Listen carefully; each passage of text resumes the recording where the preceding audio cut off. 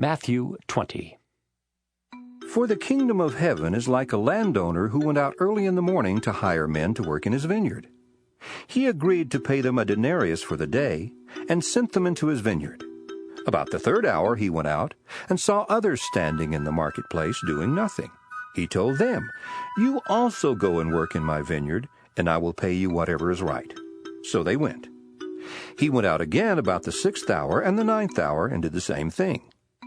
About the 11th hour he went out and found still others standing around. He asked them, "Why have you been standing here all day long doing nothing?" "Because no one has hired us," they answered. He said to them, "You also go and work in my vineyard." When evening came, the owner of the vineyard said to his foreman, "Call the workers and pay them their wages, beginning with the last ones hired and going on to the first." The workers who were hired about the 11th hour came, and each received a denarius. So when those came who were hired first, they expected to receive more. But each one of them also received a denarius. When they received it, they began to grumble against the landowner. "These men who were hired last worked only 1 hour," they said, "and you have made them equal to us who have borne the burden of the work in the heat of the day."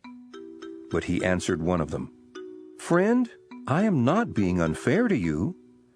Didn't you agree to work for a denarius?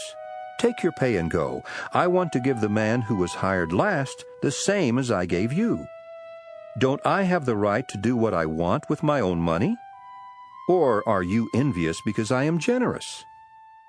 So the last will be first, and the first will be last. Now as Jesus was going up to Jerusalem, he took the 12 disciples aside and said to them, "We are going up to Jerusalem, and the Son of Man will be betrayed to the chief priests and the teachers of the law. They will condemn him to death, and will turn him over to the Gentiles to be mocked and flogged and crucified. On the 3rd day he will be raised to life."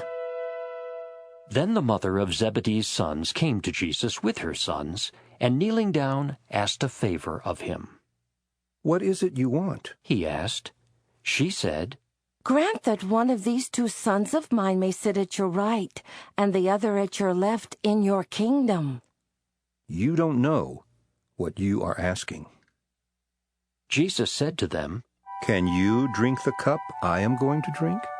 "We can," they answered.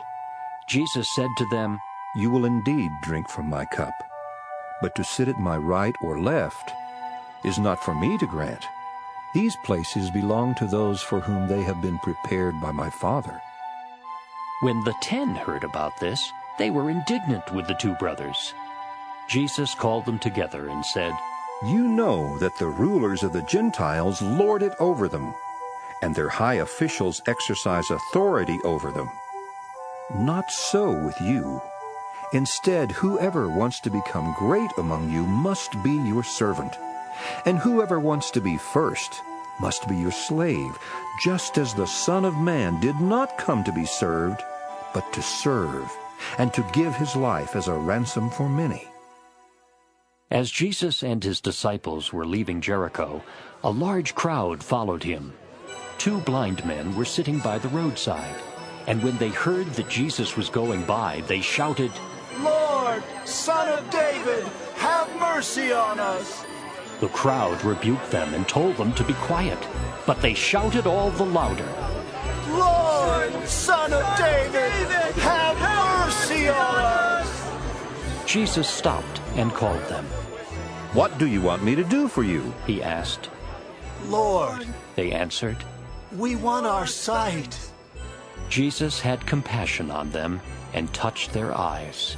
Immediately they received their sight and followed him.